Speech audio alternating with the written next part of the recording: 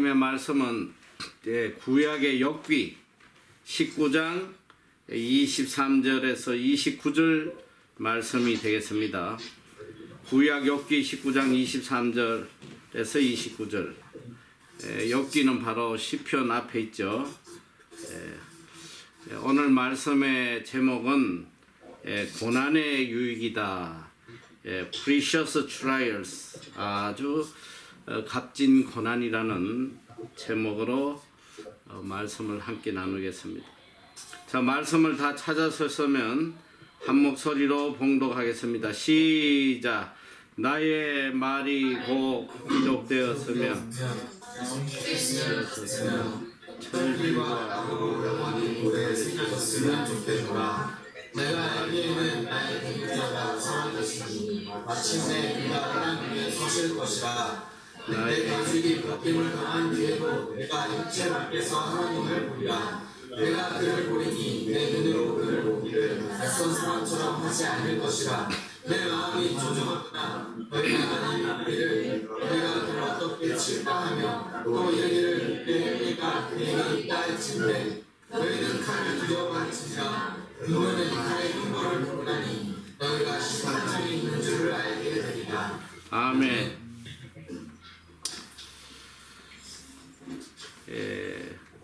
한국의 CCC 대학생 선교회를 창설하시고 청년들에게 큰 역사를, 또 청년 선교에 큰 역사를 일으킨 김중곤 목사님이 계십니다. 1958년 11월에 이제 대학생 선교회를 창설해서 오늘날까지 330여 개 대학에 16,500명의 회원을 가진 큰 단체로 길러냈습니다. 참 귀하신 분이죠. 근데 이분이 자신의 삶의 길을 기록하면서 이렇게 자신의 길을 이야기를 합니다. 해 저무는 인생 사양의 언덕길에서 먼 마을 교회 종소리를 들으며 기도보다 절실한 것들을 안고 한 생애를 가난한 보따리에 꾸려 들쳐매고 산마루를 전망해보는 시간이다. 이렇게 인생을 회고를 했습니다. 이분의 삶을 뒤돌아보면 인간이 상상할 수 없는 그런 큰 고난의 연속이었습니다. 어린 시절에 사랑하던 동생이 불놀이를 하다 그만 화상으로 고통당하며 죽어가는 모습을 보아야 했습니다. 또 한 다른 동생은 산에 이 나무를 벌목하는 현장에서 구경을 하다가 그만 나무에 깔려서 죽는 일을 또 보게 됩니다. 또 어머니가 키웠던 사촌 형이 눈 속에서 얼어 죽는 모습도 보게 됩니다. 그리고 연달아 이어서 어머니를 비롯하여 세 분의 형님들이 차례로 급사하게 됩니다.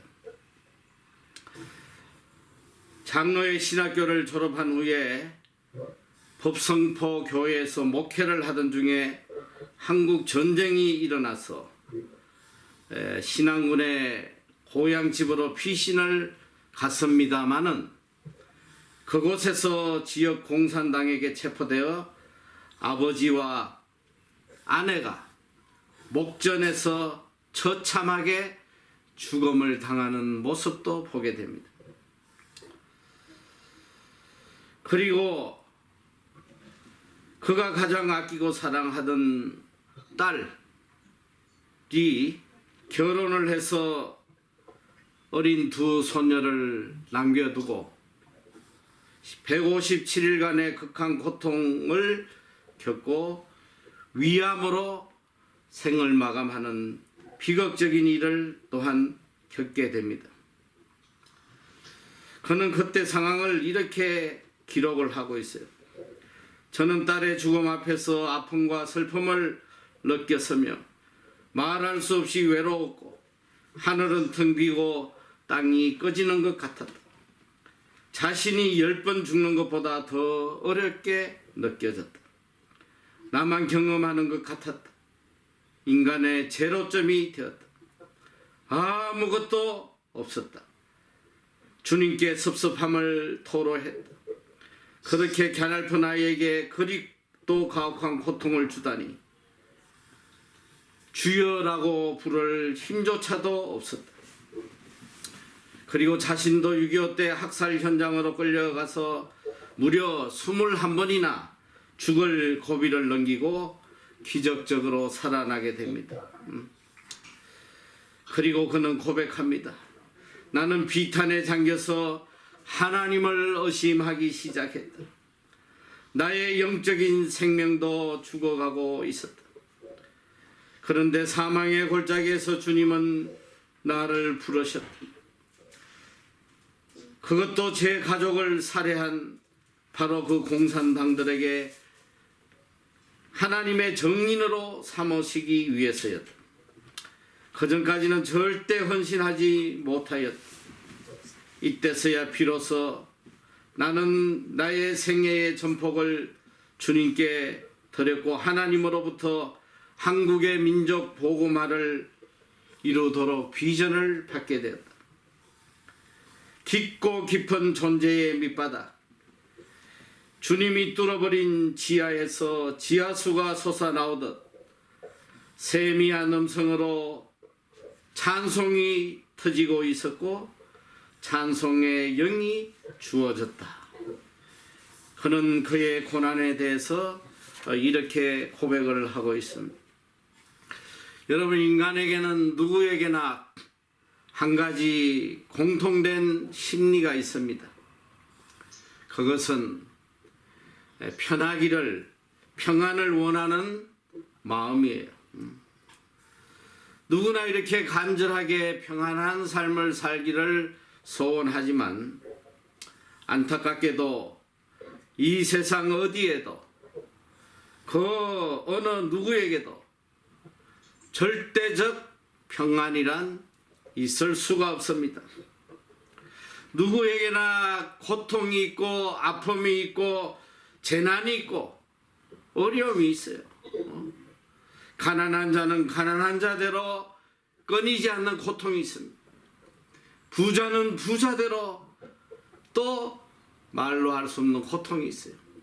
건강한 자는 건강한 자대로 또 아픈 자는 아픈 자대로 남녀노소 누구 할 것 없이 다 삶 속에 고통은 있습니다. 그래서 철학자 하이데거는 인생은 던져진 삶을 살아간다고 이야기를 하고 있습니다. 내 뜻과 반하여 내 의지하고 반하고 그저 던져진 삶, 이 고통 속에 던져진 삶을 인생은 살아가고 있습니다. 성경에도 여러 곳에 인생의 삶이 괴로움이요 고통임을 기록하고 있습니다. 전도서 1장 13절에 보면 마음을 다하며 지혜를 써서 하늘 아래서 행하는 모든 일을 공부하며 살핀 적 이는 괴로운 것이니 하나님이 인생들에게 주사 수고하게 하신 것이라. 내가 해 아래서 행하는 모든 일을 본 적 다 헛되어 바람을 잡으려는 것이로다.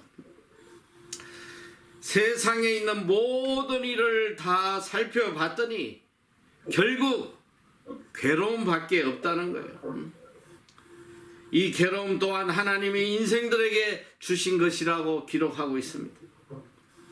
전도서 2장 17절에 이러므로 내가 사는 것을 한하였으니 이는 해 아래서 하는 일이 내게 괴로움이요 다 헛되어 바람을 잡으려는 것이다. 시편 90편 10편에는 또 이렇게 이야기를 합니다. 우리의 연수가 70이요 강건하면 80이라도 그 연수의 자랑은 수고와 슬픔뿐이니 신속히 가니 우리가 날아가나이다. 일평생이 수고와 슬픔 밖에 없다고 성경은 기록하고 있습니다. 이렇게 우리가 일평생 난리치며 살아가도 이 모든 것은 결국 죽음으로 끝을 보게 됩니다. 많이 가진 사람도 못 가진 사람도 건강한 사람도 지긋지긋하게 아픈 사람도 결국은 이 죽음으로 모든 것은 끝나게 됩니다. 평안을 바라는 심리, 그러나 고통할 수밖에 없는 인간의 실정, 그리고 어떠한 고통도 죽음 앞에서는 무의미한 이 세 가지는 인간에게 있는 일반적이며 보편적인 현상입니다. 오늘 우리는 때때로 잘못된 신앙관을 가지고 있습니다. 선한 사람에게는 고통이 없고 언제나 평안만 있을 것이다 생각을 하기도 합니다. 그러나 그렇지 않습니다. 신앙이 있든 없든 고통이 없는 인생은 아무도 없어요. 다만 차이가 있다면 이 고통을 대하는 태도의 차이입니다. 나에게 다가오는 이 고난을 어떻게 대하느냐, 거기에 차이점이 있을 뿐입니다. 오늘 우리는 위대한 믿음의 사람 욥을 보게 됩니다. 욥이라고 하면 고난의 대표자입니다. 성경에 보면 이 욥은 의인이라고 기록을 하고 있어요. 1장 1절에 보면 그 사람은 순전하고 정직하여 하나님을 경외하며 악에서 떠난 자다. 하나님만을 경외하고 악에서 떠난 사람이다. 이런 믿음의 사람에게 상상할 수 없는 고통이 오게 됩니다. 욥이 얼마나 경건하게 살았냐. 그의 경건을 생각하면 머리를 숙이게 됩니다.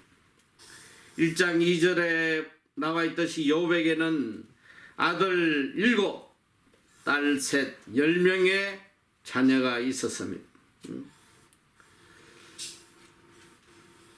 그는 혹시라도 이 집안에 잔치를 하게 되면 이 젊은 아이들이 혹시나 하나님 앞에 죄를 범하지 않을까 해서 꼭 잔치가 끝나고 나면 속죄 죄를 하나님께 드리곤 했습니다. 그는 참으로 경건한 사람이에요. 정결하고 깨끗하고 하나님을 경외하는 그런 믿음의 사람입니다. 이런 의인에게는 고통이 없어야 하지 않아요. 그러나 이 어려운 사람에게도 상상할 수 없는 고통이 찾아옵니다. 1장 9절에 보면 사탄이 하나님 앞에 찾아와서 욥에 대해서 말을 합니다. 욥이 어떻게 까닭없이 하나님을 경외하겠습니까? 아니 하나님께서 저에게 부도 주시고 건강도 주시고 자식도 주시고 평안을 주셨기 때문에 이렇게 하나님을 경외하는 것이 아니겠습니까? 아마 이 욥도 이 모든 축복을 거둬가면 하나님을 원망할 수밖에 없을 겁니다. 이렇게 이야기를 합니다. 그러나 하나님은 욥의 그 순전한 믿음을 믿으세요. 그래서 장담하십니다. 그렇지 않아. 욥은 어떤 상황이 와도 나를 끝까지 사랑할 사람이다.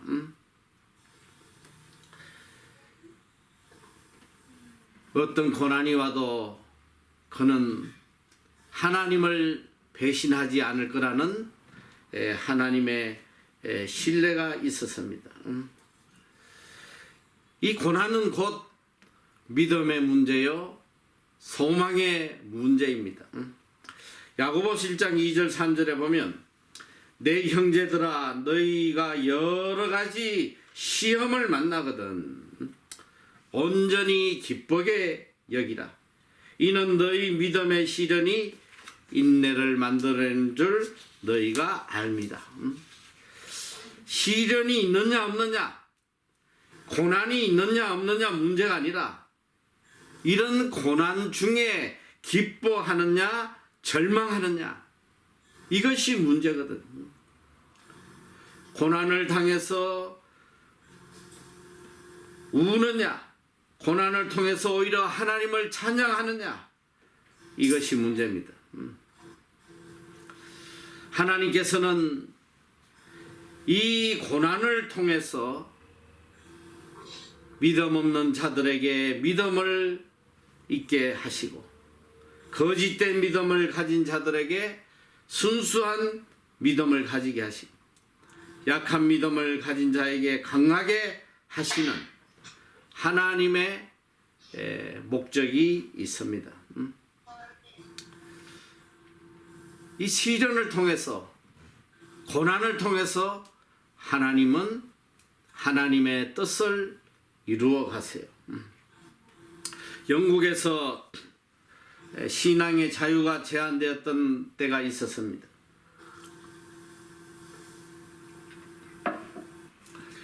이 나라의 허락을 받지 않고 설교를 했다는 이유로 감옥에 갇힌 한 젊은이가 있었습니다. 그는 무려 12년 동안 감옥 생활을 했습니다. 감옥 생활을 하던 중에 그의 사랑하는 아내가 죽게 됩니다. 이 아내는 소경이었기 때문에 거지 같은 삶을 살다가 죽게 되자 세 자녀는 그냥 고아의 처지가 되고 맙니다. 이런 비참한 상황 속에서 그는 하나님 앞에 이렇게 기도를 드립니다. 하나님, 너무너무 고통스럽습니다. 주님을 위해서 제가 할 일이 남아 있습니까? 만약 제가 해야 할 일을 볼 수만 있다면 저는 절망하지 않겠습니다. 이때 주님은 그의 마음속에 이런 감동을 주셨습니다. 너는 글을 쓰라. 나는 너에게 글을 쓰는 달란트를 주었다. 주님 앞에 엎드려 기도하던 그에게 환상이 보이기 시작했습니다. 주님의 나라를 향하여 걸어가는 한 사람이 보였습니다. 감옥에서 그는 이 사람에 대한 내용을 글로 쓰기 시작합니다. 바로 이 책이 성경 다음으로 많이 읽힌다는 철로 역정입니다. 하나님은 고난을 통해서 그를 존귀하게 하나님의 뜻을 이루어가는데 사용을 하셨습니다. 도대체 하나님께서 우리에게 기대하시는 바가 무엇입니까? 도대체 우리가 어느 수준까지 도달하기를 원하시는 것입니다. 하나님은 까닭 없이 조건 없이 환경에 관계없이 어떠한 상황 속에서도 깨끗한 절대적인 믿음을 가지기를 원하고 계십니다. 믿음의 사람 욥이 고난을 당합니다. 먼저 그 많은 재산을 다 잃어버리게 돼요. 그는 동방의 부자라고 기록하고 있습니다. 양이 7천이요, 약대가 3천이요, 소가 500개이요, 암나기가 500이요, 종도 많았다고 기록하고 있습니다. 동방의 최고의 갑부였습니다. 근데 하루아침에 그 재산을 송두리째 하나님이 뺏어가 버려요. 도저히 이해할 수 없는 상황이 그에게 펼쳐졌으나 그는 오히려 하나님을 찬양합니다. 욥기 1장 21절 주신 자도 여호와시요 취하신 자도 여호와시오니 여호와의 이름이 찬송을 받으실지니라. 그는 하나님 앞에 그의 순수한 믿음을 보여드립니다. 이제 다음으로 욥의 10자식이 한순간에 비참하게 죽게 됩니다. 몰사해버려요. 집이 무너져서 몰사합니다. 이거보다 더 참담한 상황이 어디 있겠습니까? 그리고 마지막까지 그를 위로해 줄 줄 알았던 아내마저 하나님을 저주하며 도망가 버립니다.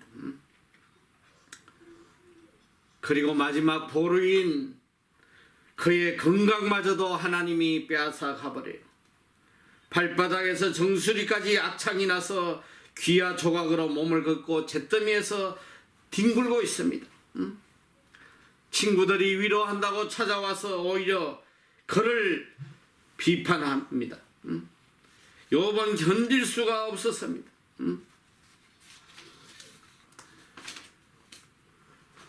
이런 끝없이 이어지는 고난 속에서 그도 인간인지라 탄식하며 절망하기 시작합니다. 오늘 우리는 이 욥은 어떤 고난에서도 감사했던 위대한 믿음의 사람으로 알고 있지만 사실 그렇지가 않아요. 욥도 끊이지 않는 이 고난 속에서 그도 절망하고 참담한 심정으로 하나님을 원망하기 시작을 해요. 욥기 3장은 처음부터 끝까지 그의 삶을 한탄하며 원망하는 내용으로 기록이 되었습니다. 욥기 3장 1절에서 4절 보면 그 후에 욥이 입을 열어 자기의 생일을 저주하니라. 욥이 말을 내어 가로되 나의 낱날이 멸망하였었더라면 나말을 베었다 하던 그 밤도 그러하였었더라면 그날이 캄캄하였었더라면 하나님이 위에서 돌아보지 마셨더라면 빛도 그날을 비치지 말았었더라면. 3장 11절에는 또 이렇게 기록합니다. 어찌하여 내가 태에서 죽어 나오지 아니하였던가? 어찌하여 내 어머니가 낳을 때에 내가 숨지지 아니하였던가? 24절 이하는 이렇게 또한 기록합니다. 나는 먹기 전에 탄식이 나며 나의 앓는 소리는 물이 쏟아지는 것 같구나. 나의 두려워하는 그것이 내게 임하고 나의 무서워하는 그것이 내 몸에 미쳤구나. 평강도 없고 안온도 없고 안식도 없고 고난만 임하였구나. 여러분 어찌 인간이 이런 고통 속에서 절망하지 않으며 원망하지 않을 수 있겠습니까? 욥도 하나님을 원망하며 절망 속에 살았습니다. 그러나 욥에게는 다른 사람에게 찾아볼 수 없는 한 가지 위대한 믿음이 있었습니다. 그것이 뭐냐면 그런 절망적인 상황 속에서도 마지막 하나님을 향한 소망을 버리지 않고 있었다는 거예요. 그는 성경에 이렇게 고백합니다. 내가 알기에는 나의 구속자가 살아 계시니. 나는 비록 이렇게 처참한 상황에 떨어졌어도, 나는 지금 이렇게 비참하게 죽어가고 있지만 분명한 사실은 하나님은 살아 계신다는 거예요. 그리고 하나님은 영광을 받으셔야 될 분이라는 것을 고백하고 있습니다. 구속자가 살아 계시니 욥은 이 고난을 통해서 점점 더 영적인 사람으로 변화되어 갑니다. 영원한 소망을 가진 성숙한 인간으로 변화되어 갑니다. 이 참담한 고난 속에서도 끝까지 그는 하나님의 살아계심을 부인하지 않고 소망을 버리지 않고 있습니다. 고난은 소망의 문제입니다. 소망이 있는 사람은 어떤 상황에서도 고난을 이겨낼 수가 있어요. 한국 전쟁 때에 종군 기자로 왔었던 마가렛 히기우스라는 사람이 있습니다. 이 사람은 후에 미국의 언론 문화상인 퓰리처상을 받은 유명한 사람입니다. 그가 미 해병대에 종군 기자로 참여해서 온갖 시련을 다 겪게 됩니다. 한 번은 적의 침략 속에, 참호 속에 갇혀서 몇몇 군인들과 마지막 죽음의 순간을 기다리고 있었습니다. 주위에는 많은 병사들의 시체들이 쌓여 있었고 그 안에 있는 병사들은 불안과 두려움에 초조하게 떨고 있었습니다. 서로가 서로에게 그 어떤 말로도 위로할 수 없는 그런 상황이었습니다. 그때 이 마가렛 기자는 이렇게 물어봅니다. 만약에 내가 하나님이라면 오늘 이 순간에 여러분들에게 무엇을 해주면 좋겠습니까? 이렇게 물을 때 한 병사가 이런 대답을 합니다. Just give me tomorrow. 오직 내일을 주십시오. 나에게 확실한 내일이 보장된다면 오늘 내가 당하는 고통은 문제가 되지 않습니다. 내일을 달라. 미래에 대한 소망을 달라는 것입니다. 소망만 있다면 고난의 문제는 다 이겨나갈 수가 있습니다. 하나님은 살아계시다. 내가 당하는 이 모진 환경과 상관없이 나의 구속자 대신, 나의 구세주 되시는 하나님은 지금도 살아 역사하고 계시다.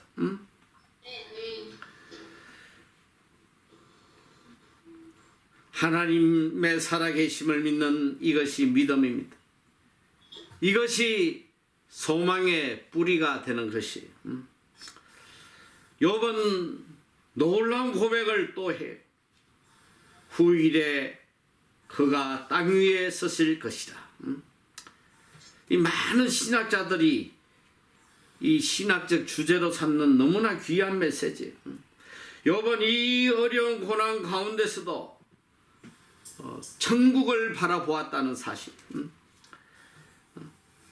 하나님이 온 세상을 지배하게 될 그리스도의 왕국을 그는 고난 중에 바라보았습니다. 반드시 메시아의 나라가 임할 것이고 그분이 통치할 거라는 그 믿음을 갖고 있었습니다. 오늘 이 본문에서 주는 가장 이 감동적인 말은 바로 이 말씀입니다. 내가 육체 밖에서 하나님을 보리라. 영원지향적 소망을 그는 갖고 있었습니다.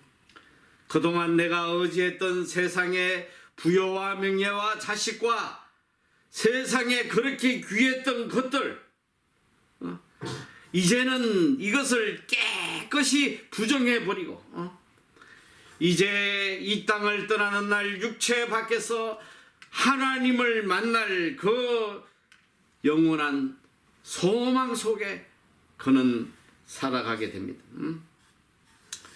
이제 죽음이 임할 텐데, 이제 육체가 썩어가는 순간인데 명예가 무엇이 중요하며 재산이 무엇이 중요하냐? 이것이 썩은 후에 내가 육체 밖에서 하나님을 볼 것이다. 이 영원한 소망, 그의 믿음은 영원한 소망에까지 이르게 되었다는 놀라운 사실입니다. 여러분, 이 고난의 문제는 영원을 생각하지 않고는 절대로 이 문제의 답을 얻을 수가 없어요. 왜 믿음대로 사는 사람에게 왜 고난이 있느냐? 왜 의롭게 사는 자에게 고난이 있느냐? 어떤 것으로도 이 문제에 대해서 답을 할 수 없단 말이에요. 고난의 문제는 오직 영원으로 대답할 수 있는 거예요. 하나님이 우리에게 고난을 주신 궁극적인 목적, 이것은 영원한 문제예요. 이 전도서 3장 11절에 보면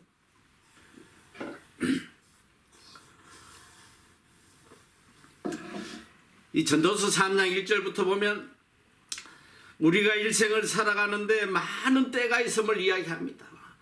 울 때도 있고 웃을 때도 있고 기쁠 때도 있고 슬플 때도 있고 태어날 때도 있고 죽을 때도 있고 수많은 때를 우리가 거칠 것이다. 그리고 결론적으로 하시는 말씀이에요. 하나님이 모든 것을 지으시되 때를 따라 아름답게 하셨고 또 사람들에게는 영원을 사모하는 마음을 주셨느니라. 그러나 하나님이 하시는 일의 시종을 사람으로 청량할 수 없게 하셨도다. 놀라운 진리의 말씀이에요. 하나님께서 모든 때를 지어서시나 슬플 때, 기쁠 때, 성공할 때, 실패할 때 수많은 때를 하나님이 다 지어서시나 이 모든 때가 헛된 때가 하나도 없고 그 모든 때를 다 우리에게 아름답게 지으셨다는 아름답게. 그 때를 통해서 하나님께서는 궁극적으로 우리에게 영원을 사모하는 마음을 주셨다는 거예요. 우리에게 다가오는 이 모든 환경, 견디지 못할 이 고난들을 통해서 하나님이 궁극적으로 주시고자 하셨던 것은 영원을 사모하는 마음을 주신 거라고 기록하고 있어요. 여러분 생각해 보세요. 우리에게 고난이 없다면 과연 우리가 영혼을 사모할 수 있겠어요? 우리에게 고통이 없다면 과연 하나님을 경외하는 삶을 살겠냐 이 소리야. 등 따시고 배부르면 하나님 앞에 나올 인간 한 명도 없어요. 고통이 없으면 천국을 소망할 인간 한 명도 없다 이 소리야. 하나님은 이 고난을 통해서 철저하게 세상을 향한 우리의 마음을 고쳐나가시는 거예요. 세상을 향한 정욕, 세상을 향한 섭성, 세상의 모든 거짓된 욕망들을 하나님이 하나하나 끊어 가세요. 이거 고통 없이 끊을 수 없습니다. 절대로 고통 없이는 영적인 인간으로 변화되어 갈 수 없단 말이에요.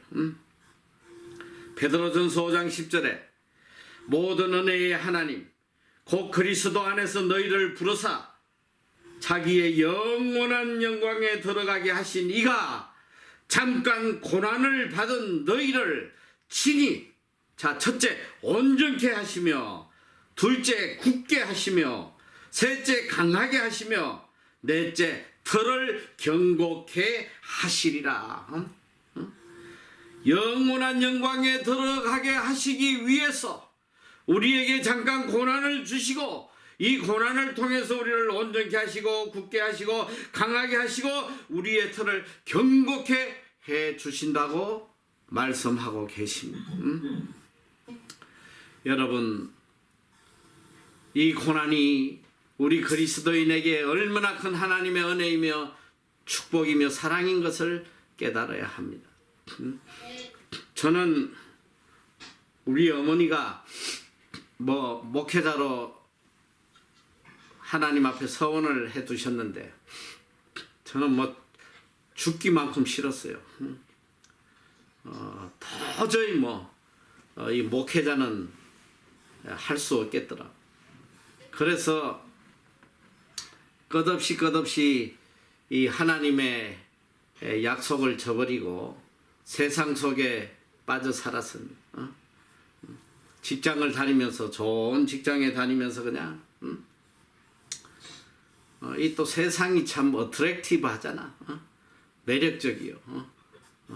또 이 친구들하고 가서 노래방 가서 그냥 막 밤새도록 노래 부르고 해도 재밌고 고스톱 쳐도 재밌고 교회 가서 맨날 그냥 가슴 치고 그냥 회개하려니까 그보다는 훨씬 세상이 더 매력적이지 않아요?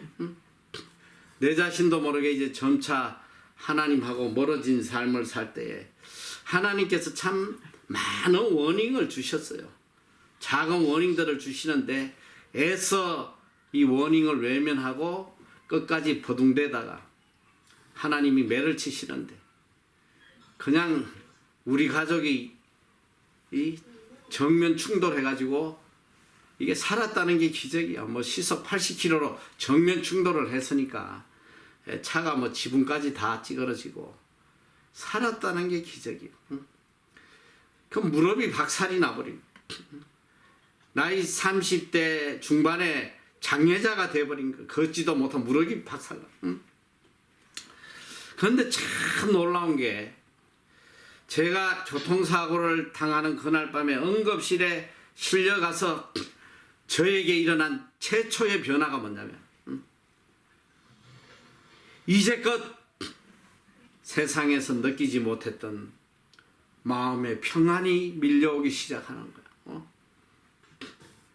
마음의 평안이 그렇게 두렵고 우울하고 답답했던 마음이 사라지고 마음의 평안이 밀려오면서 그 운전을 했던 내 친구가 또 목발을 짚고 응급실에 찾아왔는데 제가 첫 마디가 그랬어. 야, 하나님이 살아계시다. 하나님이 살아계시다. 하나님이 살아계시기 때문에 오늘 나에게 이런 사건을 주신다. 세상에 빠져 있을 때 평안하게 지낼 때 느끼지 못했던 그 하나님의 존재를 비로소 그 고통의 순간에 깨닫게 되더라는. 그리고 대수술을 받고 기부술을 하고 이제 완전 장애인이 돼서 앞으로 걷지도 못할 그런 상황에 처해서 집에 있을 때에 교회 구역 식구들이 신방을 왔습니다. 이분들이 오면서 굉장히 고민을 했다는 거 아니에요. 아니 저 젊은 사람이 저렇게 병신이 됐는데 우리가 도대체 가서 무슨 위로를 해야 되나? 그 무거운 마음으로 찾아왔다는 거예요. 그런데 이제 제가 그분들에게 이야기했습니다. 참 이게 너무 감사한 일이다. 하나님이 나를 얼마나 사랑하셔서 이런 은혜를 주신지 모른다고. 그분들이 위로하러 왔다가 오히려 큰 은혜를 받았다고 고백을 했습니다. 여러분 이 고난은 인간의 눈으로 볼 때는 고난은 비참하고 슬픈 일이지만 영적으로 볼 때는 정말 우리를 새롭게 하고 순결하게 하고 정결하게 하고 하나님께로 돌아가게 하는 하나님의 놀라운 사랑과 은혜가 그 속에 있음을 깨달아야 합니다. 베드로전서 4장 1절에 보니까 그리스도께서 이미 육체의 고난을 받으셨으니 너희도 같은 마음으로 갑옷을 삼으라. 이는 육체의 고난을 받은 자가 죄를 거쳤음이니. 여러분, 이 육체의 고난은 우리로 하여금 죄로부터 멀어지게 하는 하나님의 큰 은혜라는 거예요. 내 삶에 통해서 고난이 오면 이게 하나님께 돌아오라는 하나님의 신호인 것을 깨닫고 감사해야 돼요. 그 속에서 좌절하고 절망하면 더 비참하게 될 수밖에 없습니다. 다윗은 많은 고난을 통하여 거처절한 고난을 통하고 궁극적으로 그는 고난이 나에게 유익했다고 고백하고 있습니다. 시편 119번 편 7절에 71절에 보니까 고난 당하는 것이 내게 유익이라. 이로 인하여 내가 주의 율례를 배우게 되었다. 고난을 통해서 내가 비로소 주의 말씀을 깨닫게 되고 오늘 욥은 여기서 엄청난 고백을 합니다. 내 눈으로 그를 보기를 외인처럼 하지 않을 것이다. 하나님께서 내가 이 고난을 다 겪고 하나님께로 갈 때에 하나님이 나를 반갑게 귀하게 맞이해 주실 거라는 절대적 믿음이 있습니다. 이게 모든 믿음의 사람이 가지는 공통적인 마음이에요. 이 세상에 어떤 고난을 내가 겪을지라도 내가 하나님 앞에 설 때에 하나님은 나를 기쁘게 받으시고 상급을 주시고 착하고 충성된 적으로 맞아 주실 거라는 그 믿음을 갖고 산단 말이에요. 여러분, 바울도 디모데후서 4장 6절에 보면 그가 마지막 로마 감옥에서 죽음을 앞두고 한 게 뭐예요? 고백이 뭐예요? 나의 갈 길을 다가고 믿음을 지켰으니 이제 후로는 의의 멸류관, 하나님이 예비하신 의의 멸류관이 나를 기다리고 있다. 하나님께서 이 모든 고난을 통하여 끝까지 믿음을 지킨 나에게 하늘의 상급으로 의의 멸류관으로 갚아주실 거라는 그 믿음을 갖고 있었습니다. 욥은 이 엄청난 고난을 통해서 그도 처음에는 하나님을 원망하고 낭망하였으나 그 고난이 깊어질수록 그는 모든 잡스러운 생각을 깨끗이 지워버리게 되고 순수한 믿음을 가지게 되고 영의 눈으로 하나님을 바라보게 되는 놀라운 고백을 하게 됩니다. 그는 고백합니다. 고난이 있기 전에는 그저 귀로 하나님을 들어사오나 내가 이 고난을 겪고 난 뒤에 이제 비로소 하나님을 보게 되었다고 그는 고백하고 있어요. 여러분, 이 고난은 터널과 같습니다. 이 동굴이 있고 터널이 있는데 동굴과 터널은 참 비슷해요. 들어가면 앞이 보이지 않는다는 거예요. 이 동굴은 절망적일 수밖에 없는 게 들어가면 끝이 안 보여요. 끝이 없어. 그러나 터널은 아무리 길어도 반드시 출구가 있다면 환한 세상으로 다시 나오는 출구가 있습니다. 오늘 우리 삶에 보면 누구에게나 인생의 터널이 있어요. 앞이 보이지 않는 캄캄한 순간들이 많습니다. 제가 한국에 이 집회를 다니다 보면서 참 많은 터널을 경험하게 됐는데 한 곳은 제가 참 믿지를 못해요. 전라도에서 집회를 했는데 그게 보니까 순천 완주 고속도로라고 그래. 순천 완주 고속도로. 어쨌든 이 차로 가는데 이게 별로 그렇게 먼 거리가 아닌데 터널이 끝도 없이 나오는데 그걸 찾아봤더니 그 고속도로 전체 길이가 117.8km예요. 그렇게 멀지 않아. 1시간 거리밖에 안 돼요. 한 150 밟으면 뭐 1시간도 안 걸려요. 그런데 이 짧은 거리에 터널이 무려 몇 개가 있었냐? 38개예요. 38개가 있는 거예요. 터널이. 그리고 또 최근에는 제가 이제 한국에 가서 저는 한국 가면 이제 그 꼭 속초를 한 번씩 갔다 오는데 새로운 고속도로 같은 서울 양양 고속도로라고 일로 가면 뭐 상당히 거리가 단축이 돼요.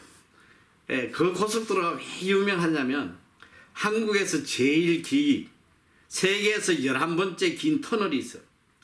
이게 인제 양양 터널인데 이 터널 길이가 무려 16,965m 10km가 넘는 거예요. 어마어마하게 길더라고 그냥. 그런데 오늘 우리가 인생을 살아가다 보면 우리에게 다가오는 이 고통의 터널이 참 다양한 모습으로 다가와요. 어떤 사람에게는 아이고 하나 지나간다 싶으면 또 나타나. 또 요거 이제 지나간다 싶으면 또 나타나. 이 짧게 아주 자주 끝없이 고통이 오는 사람도 있는 반면에 어떤 사람은 고통이 잘 안 오다가 한번 왔는데 이 인제 양양 터널 같은 고통이요.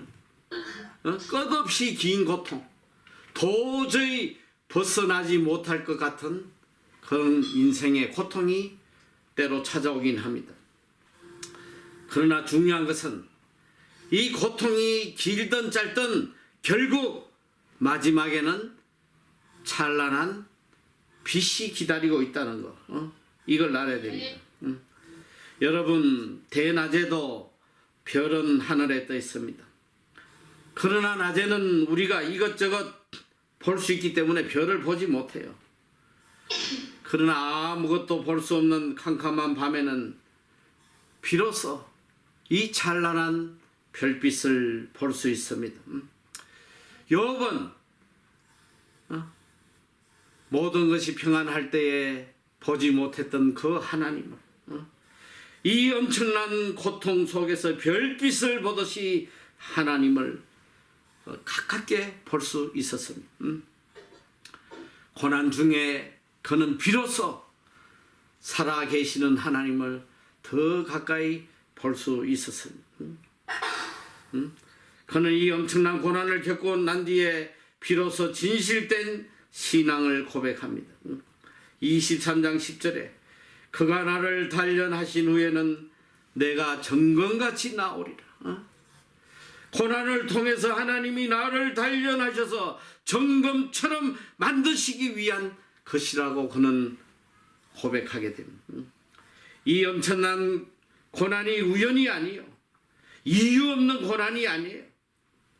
이 고난 속에 엄청난 의미와 하나님의 깊은 섭리와 뜻이 있음을 고백하게 됩니다.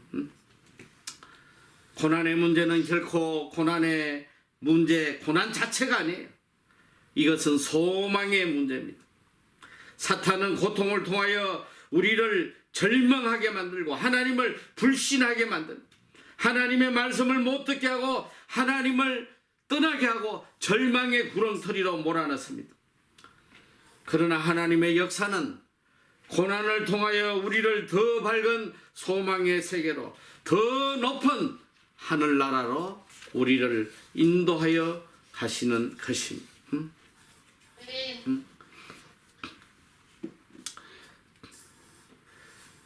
조니의 신앙이라는 책으로 세상 사람들에게 감동을 준 한 소녀가 있습니다. 이 존이라는 소녀는 17살 때에 그만 수영을 하다가 목이 부러져서 전신마비가 돼요. 그의 삶이 얼마나 고통스러웠겠습니까? 그러나 그는 이 책의 서문에 이렇게 간증을 하고 있습니다. 이 휠체어의 인생으로부터 무엇보다 먼저 감사받으셔야 할 분은 하나님이십니다. 성경 말씀에 나타나신 하나님은 인생의 참된 의미를 깨닫도록 도와주셨습니다. 그리고 지금 생각해보면 마비로 인한 내 모든 시련은 바로 하나님의 사랑이 제게 임한 것을 확신합니다. 하나님께서는 내 고통 뒤에 이유를 두셨고 그것을 알고 나니 세상은 완전히 달라졌습니다. 여러분이 겪고 있는 그 고통에 대해서 하나님은 분명한 이유를 가지고 계십니다. 고통 가운데서도 우리는 기도하면서 선하신 하나님의 뜻을 찾아야 돼요. 우연한 고통이 없습니다. 그 고통은 분명 나를 향한 하나님의 사랑이요, 하나님의 뜻이요, 하나님의 섭리가 있음을 깨달아야 합니다. 중요한 것은 어떤 상황과 관계없이 하나님은 언제나 우리에게 선하신 분이라는 거, 이걸 잊지 말아야 합니다. 나치 독일의 악명 높은 수용소에서 상상할 수 없는 고통을 겪었던 코리텐 붐이라는 사역자가 있습니다. 이분은 죽음의 고비를 겪고 나서 전 세계를 다니며 하나님의 은혜에 대해서 복음을 전가하고 있습니다. 그가 이 라벤스부르크 수용소의 악몽에서 나온 이후 33년 동안 그런 변변한 개인의 거처를 가져본 적이 없었습니다. 그런데 이분이 85세가 되었을 때에 몇몇 친구들이 이분을 위해서 캘리포니아에 사랑스러운 집을 하나 마련해 주게 됩니다. 어느 날 한 친구가 이분의 집에 머물면서 이렇게 이야기를 합니다. 콜이, 너에게 이런 아름다운 집을 주신 것을 보니 하나님은 정말 선하신 분인가 봐. 그때 이 코리텐붐 여사는 단호한 어조로 답을 합니다.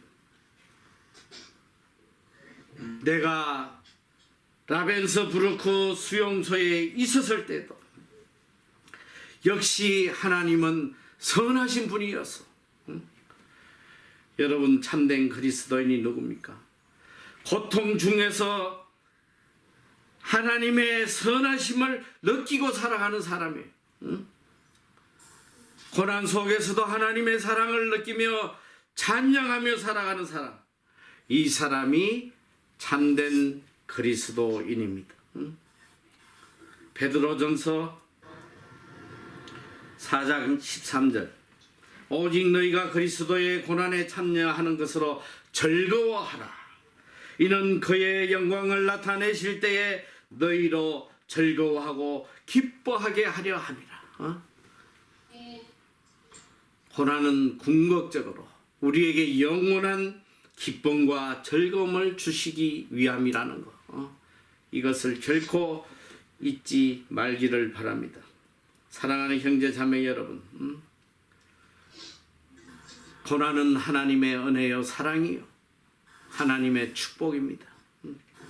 고난 중에 주님의 얼굴을 보며 주님의 음성을 들으며 소망 중에 기쁨으로 살아가는 여러분이 다 되시기를 축원합니다.